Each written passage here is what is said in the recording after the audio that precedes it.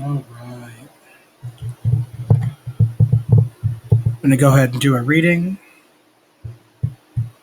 Just zoom that out, zoom that out, zoom that out, zoom that out, and zoom that out. Okay. Zoom that out.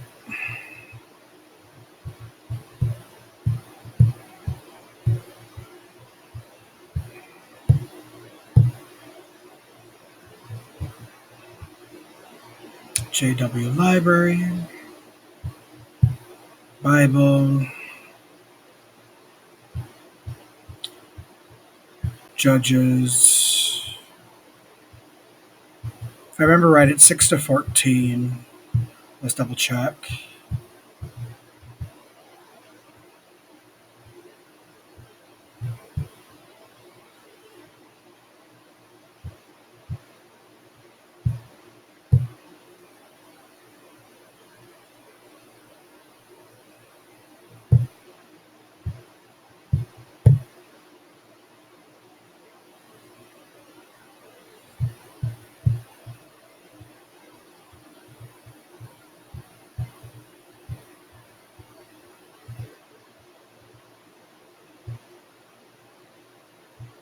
Yep, 6-14. All right. Do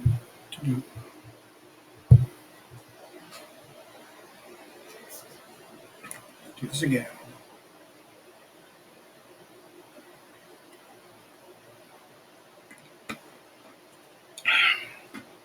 All right. Judges 6. But the Israelites again did what was bad in the eyes of Jehovah. So Jehovah gave them into the hand of Midian for 7 years. The hand of Midian dominated over Israel. Because of Midian, the Israelites made hiding places for themselves in the mountains, in the caves, and in the places difficult to approach. If Israel sowed seed, Midian and Amalek and the Easterners would attack them. They would camp against them and ruin produce of the land all the way to Gaza, and they left nothing for Israel to eat and no sheep or bull or donkey. For they would come up with their livestock and tents as numerous as the locusts, and they and their camels could not be numbered, and they would come into the land to destroy it. So Israel became greatly impoverished on account of Midian, and the Israelites called to Jehovah for help.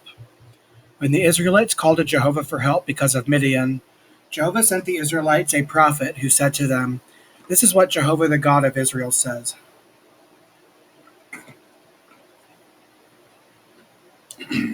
I brought you up from Egypt, and thus brought you out of the house of slavery.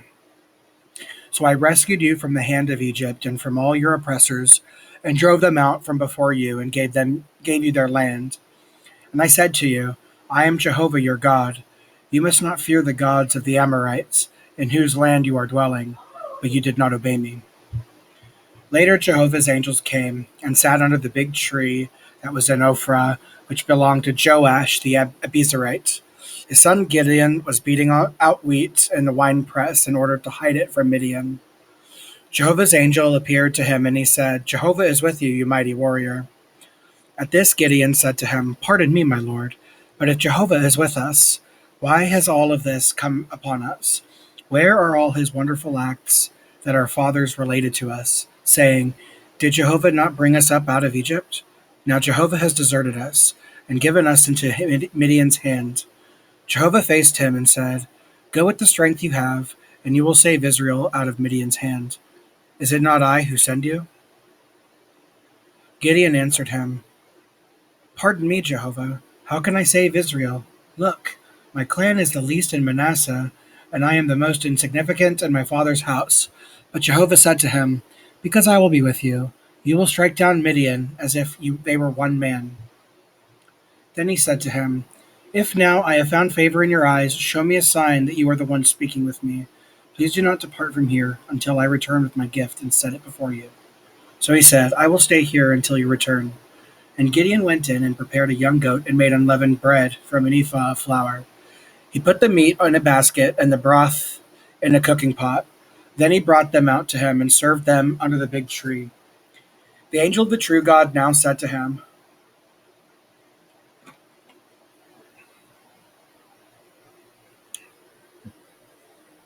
"Take the meat and the unleavened bread and place them on the big rock there, and pour out the broth." And he did so. Then Jehovah's angel stretched out the tip of his staff that was in his hand and touched the meat and the unleavened bread. The fire flared up from the rock and consumed the meat and the unleavened bread. Jehovah's angel then vanished from his sight. Gideon now realized that it was Jehovah's angel. At once Gideon said, "Alas, sovereign Lord Jehovah, for I have seen Jehovah's angel face to face." But Jehovah said to him, "Peace be with you. Have no fear, you will not die." So Gideon built an altar there to Jehovah, and it is called Jehovah Shalom down to this day. It is still in Ophrah of the Abiezrites. That night Jehovah said to him, "Take the young bull that belongs to your father, the second young bull that is 7 years old, and tear down the altar of Baal that belongs to your father, and cut down the sacred pole next to it. After you build an altar to Jehovah, your God, on top of this stronghold with a row of stones, take the second young bull and offer it as a burnt offering on the pieces of wood from the sacred pole that you cut down." So Gideon took 10 men of his servants and did just as Jehovah told him. But he feared the household of his father and the men of the city too much to do it by day. So he did it at night. One sec.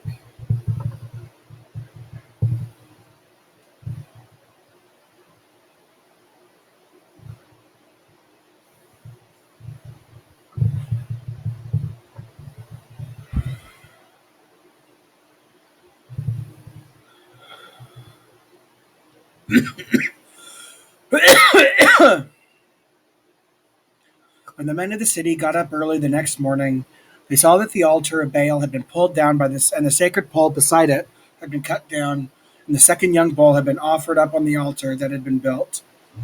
They asked one another, "Who did this?" After they investigated, they said, "Gideon the son of Joash did this." So the men of the city said to Joash, "Bring your son out that he may die, because he pulled down the altar of Baal and cut down the sacred pole next to it." Joash then said to all those who confronted him, "Do you have to defend Baal? Do you have to save him? Whoever defends him should be put to death this morning. If he is a god, let him defend himself, since someone pulled down his altar." And he called Gideon Jerubbaal on the day, saying, "Let Baal defend himself, for someone has pulled down his altar." All Midian and Amalek and the Easterners joined forces, and they crossed over into the valley of Jezreel and camped. Then Jehovah's Spirit came upon Gideon, and he sounded the horn, and the Abiezrites rallied behind him. He sent out messengers through all of Manasseh, and they too rallied behind him. He also sent messengers out through Asher, Zebulun, and Naphtali, and they came up to meet him. Then Gideon said to the true God, "You are saving Israel by means of me, just as you have promised. Here I am laying a fleece of wool on the threshing floor. If there is dew on the fleece only, but all the ground around it is dry, then I will know that you will save Israel by means of me. Excuse me. Just as you have promised." And that is how it happened. When he rose up early the next day and wrung out the fleece, he squeezed off enough dew from the fleece to fill a large banquet bowl with water. However, Gideon said to the true God, "Do not let your anger burn against me, but let me ask just once more. Let me please make just one more test with the fleece. Please let the fleece alone be dry while there is dew all over the ground." So that is what God did that night. Only the fleece was dry, and there was dew all over the ground. Judges 7.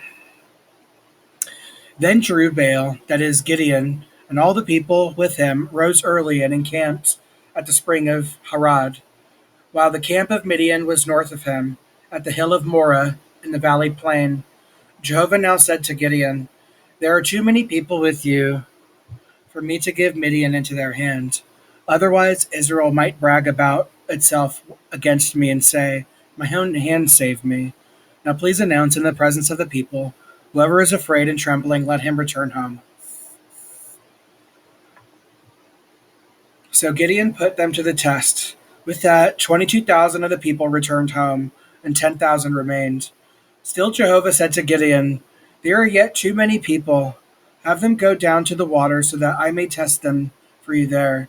When I say to you, this one will go along with you, he will go with you. And when I say to you, this one will not go along with you, he will not go along. So he took the people down to the water. Then Jehovah said to Gideon, separate everyone who laps up the water with his tongue, just as a dog laps, from those who bend down on their knees to drink. The number of those lapping up the water, putting their hands to their mouth, was 300 men. The rest of the people bent down on their knees to drink. Jehovah now said to Gideon, I will save you with the 300 men who lap the water, and I will give Midian into your hand. But let all other people go back home. So after they took the provisions and the horns from the people, he sent all the other men of Israel back home, and he kept only the 300 men. The camp of Midian was below him in the valley plain. During that night, Jehovah said to him, get up, attack the camp, for I have given into your hand. But if you are afraid to attack, go down to the camp with Purah, your attendant. Listen to what they say, and afterward you will have the courage to attack the camp. At that, he and Purah, his attendant, went down to the edge of the encamped army. Now Midian and Amalek and all the Easterners covered the valley plain like a swarm of locusts, and their camels were without number, as many as the grains of sand on the seashore.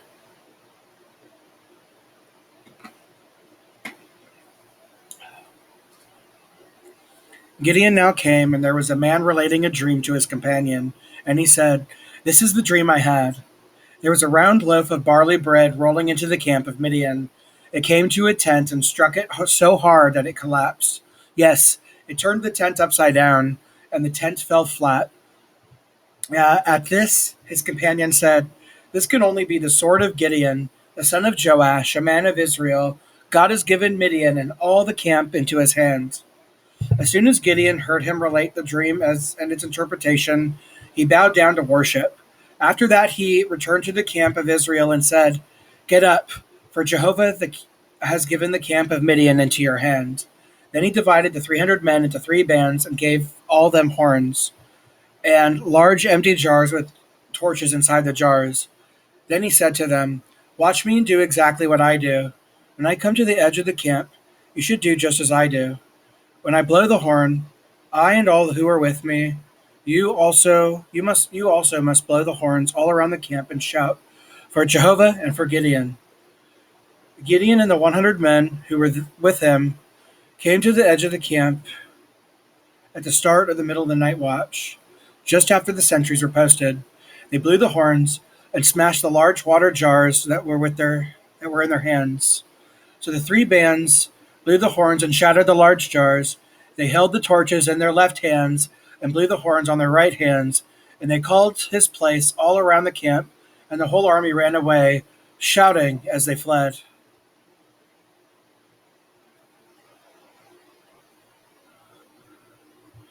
The 300 continued to blow the horns, and Jehovah turned the sword of each one against the other throughout the camp, and the army fled as far as Beshittah on to Zerara, as the outskirts of Abel-Meholah by Tabath. And the men of Israel were called together from Naphtali, Asher, and all of Manasseh.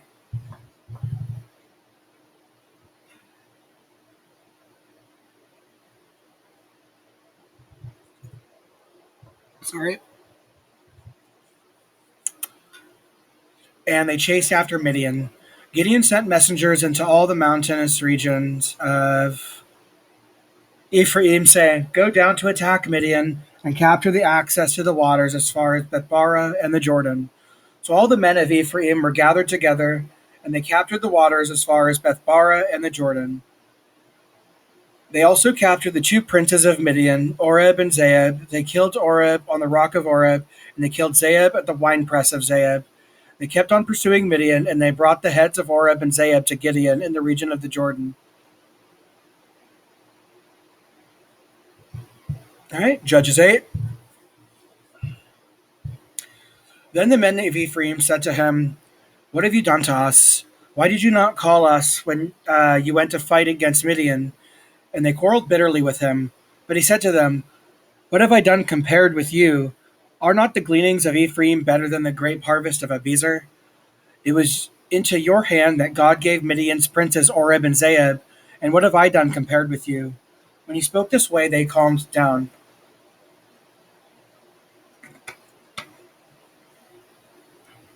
Gideon then came to the Jordan and crossed it.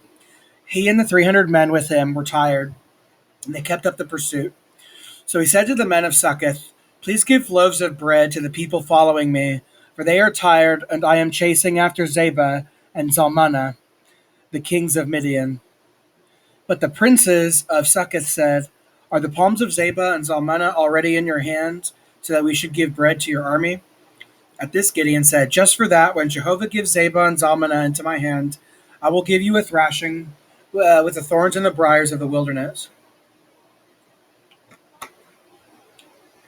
And he went up from there to Penuel and made the same request. But the men of Penuel gave him the same answer as the men of Succoth. So he said also to the men of Penuel, "When I return in peace, I will pull down this tower." Now Zebah and Zalmunna were in Karkor with their armies, about 15,000 men.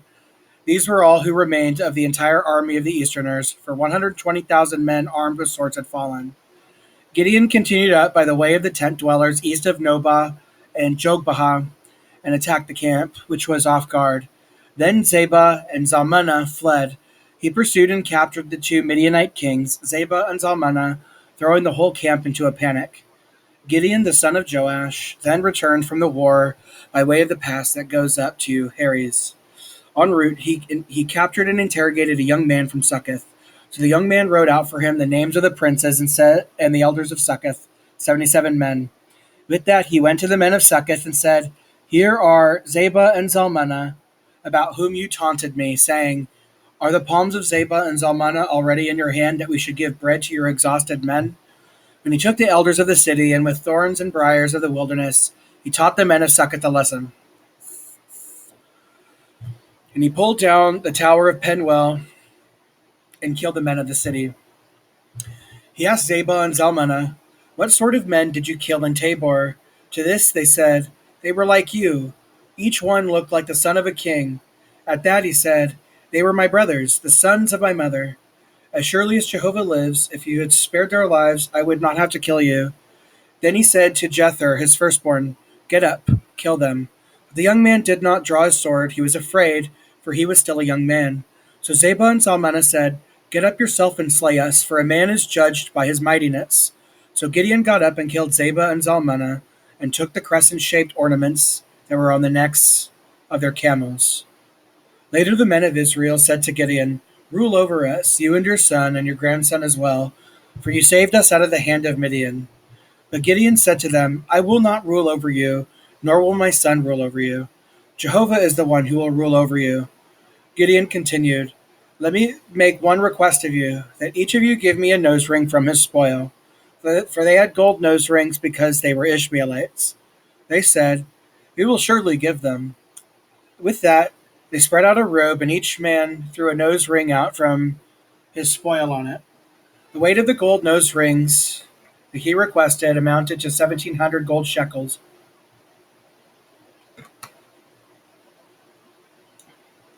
Besides the crescent-shaped ornaments, the pendants, the purple wool garments worn by the kings of Midian, and the necklaces from the camels, Gideon made it into an ephod and exhibited it in his city Ophrah, and all Israel committed spiritual prostitution with it there, and it served as a snare to Gideon and to his household. Thus Midian was subdued before the Israelites, and they did not challenge them again, and the land had rest for 40 years in the days of Gideon. So Jerubbaal, the son of Joash, returned to his home and stayed there. Gideon became father to 70 sons, for he had many wives. His concubine Shechem also bore him a son, and he named him Abimelech. And Gideon, on the son of Joash, died at a good old age, and was buried in the tomb of Joash his father in Ophrah of the Abiezrites. As soon as Gideon died, the Israelites again committed spiritual prostitution with the Baals, and they appointed Baal Berith as their god. The Israelites did not remember Jehovah their God, who had rescued them from the hands of all their enemies around them, nor did they show loyal love toward the household of Jerubbaal, that is Gideon, in return for all the good that he had done for Israel. Judges 9. In time, Abimelech, son of Jerubbaal, went to his mother's brothers in Shechem, and he said to them and to all the family of his grandfather, "Please ask all the leaders of Shechem, which is better for you, for all 70 sons of Jerubbaal to rule over you, or for one man to rule over you." And remember that I am your own bone and flesh. So his mother's brothers said this in his behalf to all the leaders of Shechem, and their hearts were inclined to follow Abimelech, for they said, "He is our own brother." And they gave him 70 pieces of silver from the house of Baal Berith, and Abimelech used it to hire idle and insolent men to accompany him. After that he went to his father's house at Ophrah and killed his brothers, the sons of Jerubbaal, 70 men on one stone. The only survivor was Jotham, the youngest son of Jerubbaal, because he hid. Then all the leaders of Shechem and all Beth Millo gathered together and made Abimelech king, close by the big tree, by the pillar that was in Shechem. When they reported it to Jotham, he at once went and stood on the top of Mount Gerizim and called out in a loud voice to them, "Listen to me, you leaders of Shechem, and then God will listen to you." Once there were trees that went to anoint a king over them. So they said to the olive tree, "Rule over us." But the olive tree said to them, "Must I give up my oil, which they use to glorify God and men, to go and wave over the other trees?" Then the trees said to the fig tree, "Come and rule over us." But the fig tree said to them, "Must I give up my sweetness and my good fruitage to go and wave over the other trees?" Next the tree said to the vine, "Come and rule over us." The vine replied to them, "Must I give up my new wine and make that makes gods and men rejoice and go and wave over the trees?" Finally, all the other trees said to the bramble, "Come and rule over us." At this, the bramble said to the trees, "If you are really anointing me as king over you, come and seek refuge under my shadow. But if not, let fire come out of the bramble and consume the cedars of Lebanon." Now have you acted sincerely and honorably in making Abimelech king? And have you shown goodness toward Jerubbaal and his household? And have you treated him as he deserves? When my father fought for you, he risked his life to save you from Midian's hand. But today you have risen up against my father's household and killed his sons, 70 men, on one stone. Then you made Abimelech, the son of the slave girl, king over the leaders of Shechem, just because he is your brother. Yes, if you are acting sincerely and honorably toward Jerubbaal and his household this day, rejoice over Abimelech, and let him also rejoice over you. But if not, may fire come out of Abimelech and consume the leaders of Shechem and Beth Millo, and may fire come out of the leaders of Shechem and Beth Millo and consume Abimelech. Then Jotham fled and escaped to Beer, and he lived there because of his brother Abimelech. Abimelech ruled over Israel for 3 years. Then God let hostility develop between Abimelech and the leaders of Shechem, and they dealt treacherously with Abimelech. This was so that the violence done for the 70 sons of Jerubbaal might be avenged, so as to place responsibility for their blood on their brother Abimelech for killing them, and on the leaders of Shechem for helping him to kill his brothers. So the leaders of Shechem set men to ambush him on the mountaintops, and they would rob everyone who passed by them on the road. In time it was reported to Abimelech. Then Gaal, son of Ebed, and his brothers crossed over into the Shechem, and the leaders of Shechem put the trust in him. They went out into the fields and gathered the grapes in their vineyards, trod them out, and held a festival, after which they went into the house of their God and ate and drank and cursed Abimelech. Then Gaal, son of Ebed, said, "Who is Abimelech, and who is Shechem, that we should serve him? Is he not the son of Jerubbaal? And is not Zebul his commissioner? Serve the men of Hamor, Shechem's father. But why should we serve him? If only this people were under my commands, I would depose Abimelech." Then he said to Abimelech, "Increase your army and come out." When Zebul, the prince of the city, heard the words of Gaal, the son of Ebed, his anger blazed. So he secretly sent messengers to Abimelech, saying, "Look, Gaal, the son of Ebed, and his brothers are now in Shechem, and here they are inciting the city against you. Now come up by night, you and your men, and lie in wait in the fields. As soon as the sun rises in the morning, you should get up early and attack the city. And when he and his men come out against you, do whatever you can to defeat him." So Abimelech and all the people with him rose up by night, and in 4 bands they lay in wait against Shechem. When Gaal, the son of Ebed, went out and stood at the entrance of the city gate, Abimelech and the people with him rose from the ambush. When Gaal saw the people, he said to Zebul, "Look, there are people coming down from the mountain tops." But Zebul said to him, "You are seeing the shadows of the mountains as if they were men." Gaal later said, "Look, people are coming down from the center of the land, and 1 band is coming by the way of the big tree of Maonaim." Zebul replied to him, "Where now is your boast? Who is Abimelech, that we should serve him? These are not the people. Are these not the people you rejected? Go now and fight against them." So Gaal went out at the head of the leaders of Shechem and fought against Abimelech. Abimelech pursued him, and Gaal fled from him, and many fell slain as far as the entrance of the city gate. And Abimelech continued to dwell in Arumah, and Zebul drove Gaal and his brothers out of Shechem. The next day the people went out into the fields, and Abimelech was told about it. So he took the people and divided them into 3 bands and lay in wait in the fields. When he saw the people going out of the city, he attacked them and struck them down. Abimelech and the bands with him charged forward and took a position at the entrance of the city gate, while 2 bands attacked all who were in the fields, and they struck them down. Abimelech fought against the city all that day and captured it. He killed the people in it, and he pulled the city down and sowed it with salt.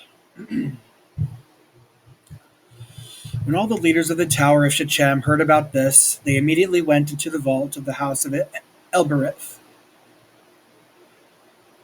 Yes.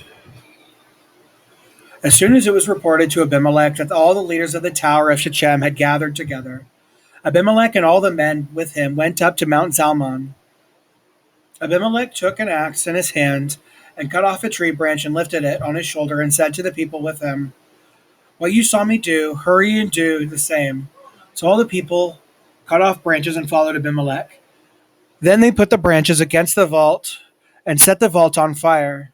So all the people of the tower of Shechem also died, about 1,000 men and women. Abimelech then went to Thebes.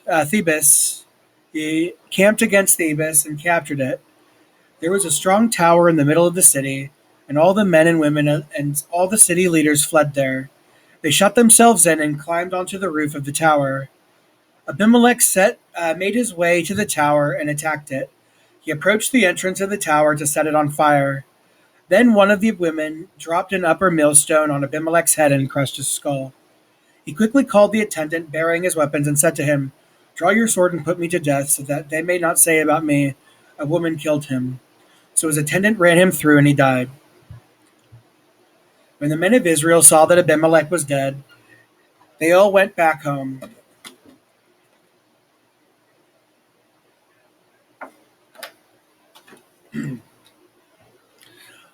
Thus God repaid Abimelech for the evil that he had done to his father by killing his 70 brothers. God also made all the evil of the men of Shechem come back on their own heads. So the curse of Jotham, the curse of Jerubbaal, came upon them.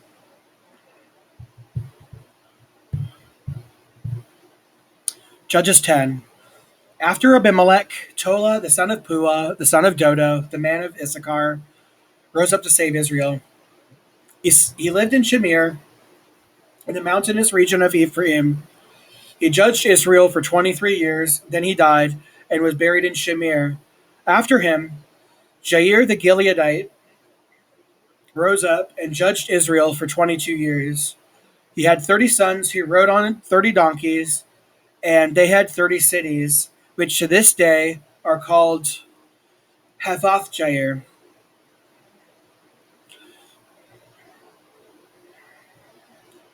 They are in the land of Gilead. After that, Jair died and was buried in Kaman. Again, the Israelites did what was bad in the eyes of Jehovah, and they began to serve the Baals, the Ashtoreth images, the gods of Aram, the gods of Sidon, the gods of Moab, the gods of the Ammonites, and the gods of the Philistines. They abandoned Jehovah and did not serve him. Then Jehovah's anger blazed against Israel, and he sold them into the hands of the Philistines and the Ammonites. So they crushed and greatly oppressed the Israelites in that year. For 18 years they oppressed all the Israelites on the side of the Jordan that had been the land of the Amorites in Gilead. The Ammonites would also cross the Jordan to fight against Judah and Benjamin and the house of Ephraim, and Israel was greatly distressed. Then the Israelites called to Jehovah for help, saying, "We have sinned against you, for we abandoned our God and served the Baals." But Jehovah said to the Israelites, "Did I not save you from Egypt and from the Amorites, the Ammonites, the Philistines, the Sidonians, Amalek, and Midian, when they oppressed you? When you cried out to me, I saved you out of their hand. But you abandoned me and served other gods. That is why I will not save you again. Go to the gods whom you have chosen and call for help. Let them save you in your time of distress." But the Israelites said to Jehovah, "We have sinned. Do to us whatever is good in your eyes. Only save us, please, this day." And they removed the foreign gods from their midst and served Jehovah, so that he could no longer tolerate Israel's suffering. In time, the Ammonites were called together, and they pitched camp in Gilead. So the Israelites gathered together and pitched camp in Mizpah. The people and the princes of Gilead said to one another, "Who will take the lead in fighting against the Ammonites? Let him become the chief over all the inhabitants of Gilead."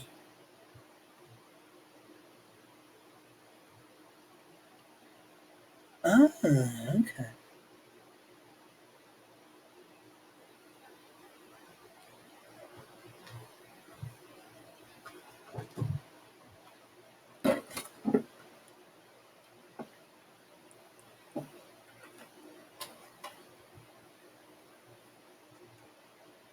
Okay.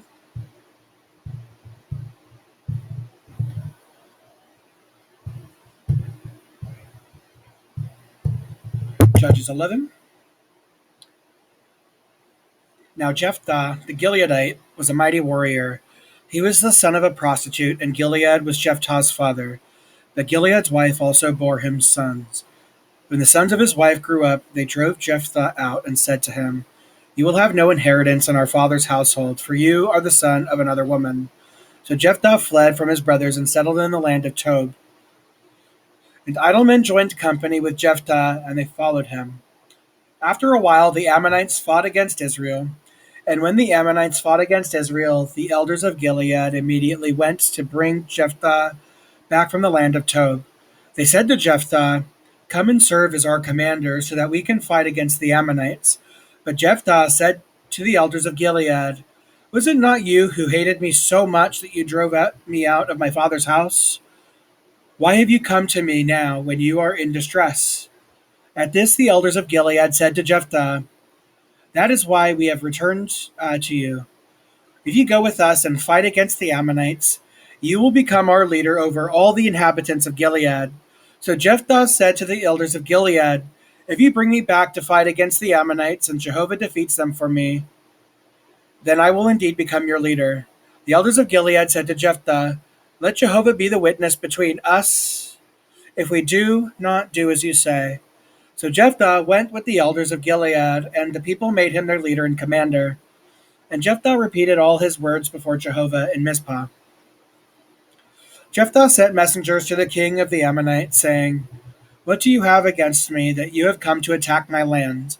So the king of the Ammonites said to the messengers of Jephthah, "It is because Israel took my land when they came up out of Egypt from the Arnon to the Jabbok as far as the Jordan. Now return it peaceably."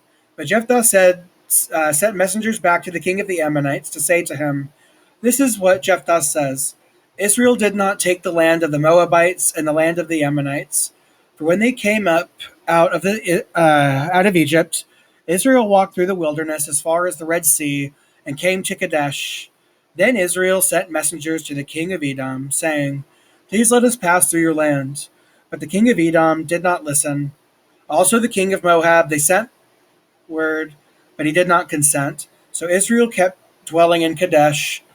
When they walked through the wilderness, they bypassed the land of Edom and the land of Moab.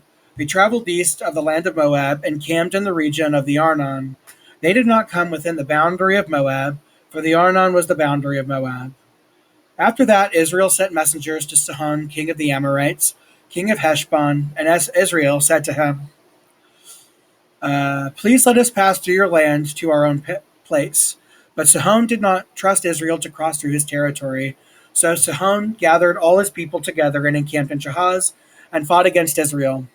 At this, Jehovah the God of Israel gave Sihon and all his people into Israel's hand, so that they defeated them. And Israel took possession of all the land of the Amorites, the inhabitants of that land.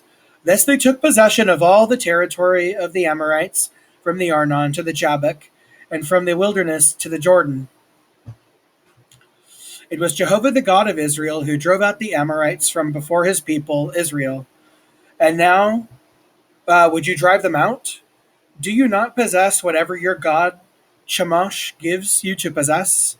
So everyone whom Jehovah our God has driven out from before us is the one we will drive out. Now are you any better than Balak, the son of Zippor, the king of Moab? Did he ever contend with Israel, or did he ever fight against them? While Israel was dwelling in Heshbon and its dependent towns, and in Aroer and its dependent towns, and in all the cities that are by the banks of the Arnon for 300 years, why did you never try to take them back during that time? I have not sinned against you, but you are wrong to attack me. Let Jehovah the judge be judged today between the people of Israel and people of Ammon. But the king of the Ammonites would not listen to the message that Jephthah sent him.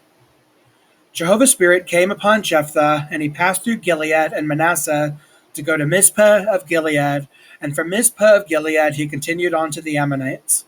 Then Jephthah made a vow to Jehovah and said, If you give the Ammonites into my hand, then whomever comes out of the door of my house to me when I return in peace from the Ammonites will become Jehovah's, and I will offer that one up as a burnt offering.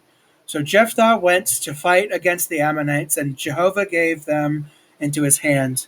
He struck them down with a very great slaughter from Aroer all the way to Minnith, 20 cities, and as far as Abel-Keramim. Thus the Ammonites were subdued before the Israelites. Finally Jephthah came to his home in Mizpah, and look, his daughter was coming out to meet him, playing the tambourine and dancing. Now she was his one and only child. Beside her, he had neither son nor daughter. When he saw her, he ripped his garments and said, Oh no, my daughter. Just the way I said that, I'm sorry, it made me laugh. You have broken my heart, for you have become the one I have banished.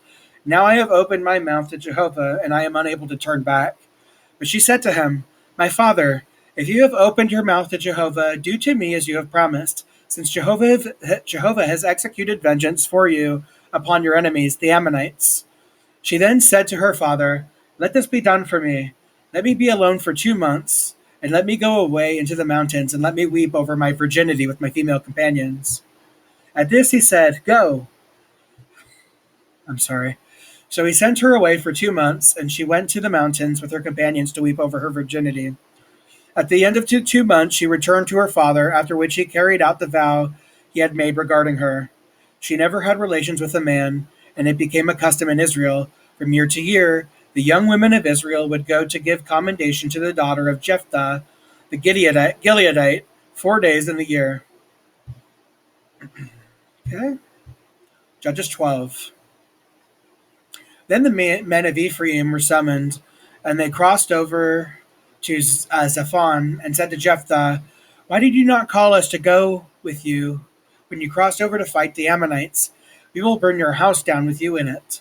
But Jephthah said to them, Along with my people, I was engaged in a great conflict with the Ammonites. I did call for your help, but you did not save me from their hand. When I saw that you would not save me, then I decided to risk my life and go against the Ammonites. And Jehovah handed them over to me. So why have you come today to fight against me? Jephthah then gathered all the men of Gilead, and they fought Ephraim. The men of Gilead defeated Ephraim, who had said, You are only fugitives from Ephraim, you Gileadites in Ephraim and Manasseh.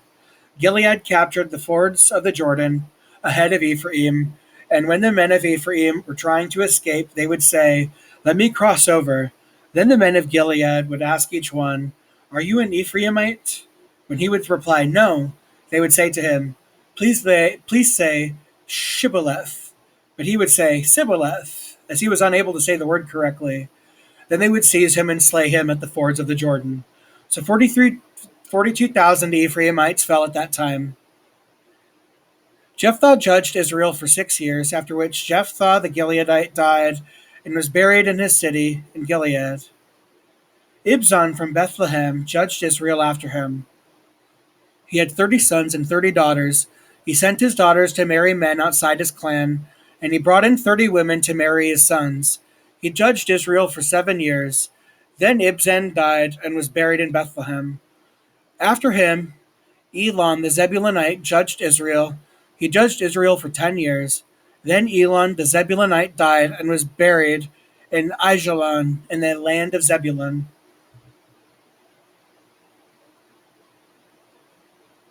After him, Abdon the son of Hillel, the Parathonite, judged Israel. He had 40 sons and 30 grandsons who rode on 70 donkeys. He judged Israel for 8 years. Then Abdon the son of Hillel, the Parathonite, died and was buried in Parathon in the land of Ephraim in the mountain of Amalekite.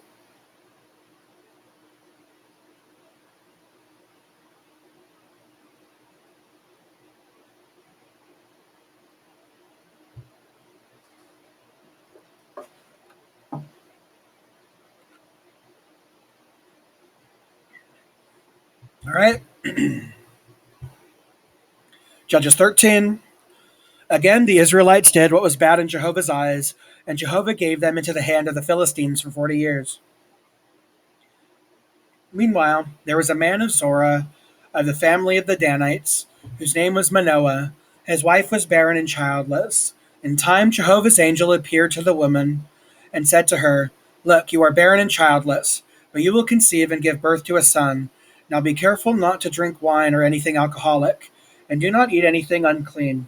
Look, you will conceive and give birth to a son, and no razor should touch his head, because the child will be a Nazarite of God from birth, and he will take the lead in saving Israel out of the hand of the Philistines." Then the woman went and told her husband, "A man of the true God came to me, and his appearance was like an angel of the true God, very awe-inspiring. I did not ask where he was from, nor did he tell me his name, but he said to me, 'Look, you will conceive and give birth to a son. Now do not drink wine or anything alcoholic, and do not eat anything unclean, because the child will be a Nazarite of the God from birth until the day of his death.'" Manoah pleaded with Jehovah and said, "Pardon me, Jehovah. Please let the man of the true God whom you just sent come again to instruct us about what we should do with the child who will be born." So the true God listened to Manoah, and the angel of the true God came again to the woman while she was sitting in the field. Her husband Manoah was not with her. The woman quickly ran and told her husband, "Look, the man who came to me the other day has appeared to me." Then Manoah got up and went with his wife. He came to the man and said to him, "Are you the man who spoke with my wife?" He said, "I am." Then Manoah said, "May your words come true. What will be the child's manner of life, and what will be his work?" So Jehovah's angel said to Manoah, "Your wife should keep herself from everything that I mentioned to her. She should not eat anything that the grapevine produces. She should not drink wine or anything alcoholic, and she should not eat anything unclean. Everything that I commanded her, let her observe." Manoah now said to Jehovah's angel, "Please stay, and let us prepare a young goat for you." But Jehovah's angel said to Manoah, "If I stay, I will not eat your food, but if you wish to present a burnt offering to Jehovah, you may offer it up." So Manoah did not know that he was Jehovah's angel. Then Manoah said to Jehovah's angel, "What is your name? So that we may honor you in asking your words come true." However, Jehovah's angel said to him, "Why are you asking about my name, seeing that it is a wonderful one?" Then Manoah took the young goat and the grain offering and offered them on the rock to Jehovah. And he was doing something amazing, while Manoah and his wife were looking on. As the flame ascended from the altar heavenward, Jehovah's angel ascended in the flame from the altar, while Manoah and his wife were looking on. And once they fell with their faces to the ground, Jehovah's angel did not appear again to Manoah and his wife. Then Manoah realized that he was Jehovah's angel. Manoah then said to his wife, "We are sure to die because it is God whom we have seen." But his wife said to him, "If Jehovah wanted to put us to death, He would not have accepted a burnt offering and a grain offering from our hand. He would not have shown us all these things, and he would not have told us any of these things. The woman later gave birth to a son and named him Samson, and the boy grew. Jehovah continued to bless him. And in time, Jehovah's Spirit started to impel him in Manahaden between Zorah and Eshtaol. Judges 14. Then Samson went down to Timnah, and in Timnah he saw a Philistine woman. So he went up and told his father and mother, "In Timnah, a Philistine woman caught my eye, and I want you to get her for me as a wife." But his father and mother said to him, "Can you not find a woman among your relatives and among all our people? Must you go and take a wife from among the uncircumcised Philistines?" But Samson said to his father, "Get her for me, because she is the right one for me." His father and mother did not realize that this was from Jehovah, for he was looking for an opportunity against the Philistines, as the Philistines were ruling over Israel at the time. So Samson's son went out down with his father and mother to Timnah. When he reached the vineyards of Timnah, why look, a lion came roaring at him. Then Jehovah's Spirit empowered him, and he tore it in two, just as someone tears a young goat in two with his bare hands.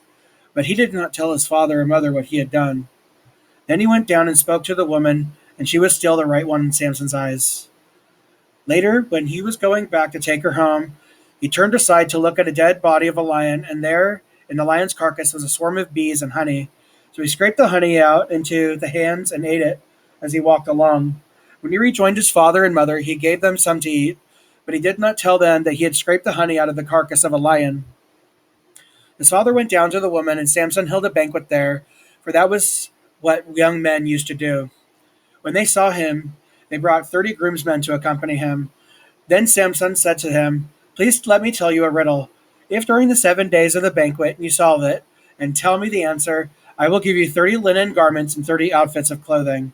But if you are unable to tell me the answer, you must give me 30 linen garments and 30 outfits of clothing." They said, "Tell us your riddle. We want to hear it." So he said to them, "Out of the eater came something to eat. Out of the strong came something sweet."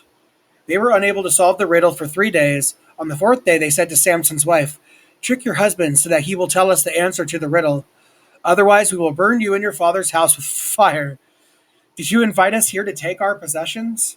So Samson's wife wept over him and said, "You must hate me. You do not love me. You told a riddle to my people, but you have not told the answer to me." And this he said to her, "Why I have why I have not told it even to my own father and mother. Should I tell it to you?" But she kept weeping over him the rest of the 7 days banquet. He finally told her on the seventh day because she had pressured him. Then she told her people the answer to the riddle. So on the seventh day before sunset, the men of the city said to him, "What is sweeter than honey and what is stronger than a lion?" He replied to them, "If you had not plowed with my young cow, you would not have solved my riddle." Then Jehovah's Spirit empowered him, and he went down to Ashkelon and struck down 30 of their men and took their clothing and gave the outfits to those who answered the riddle. He was furious as he went back up to his father's house. Samson's wife was then given to one of the groomsmen who had accompanied him. All right, that's the end of AV25.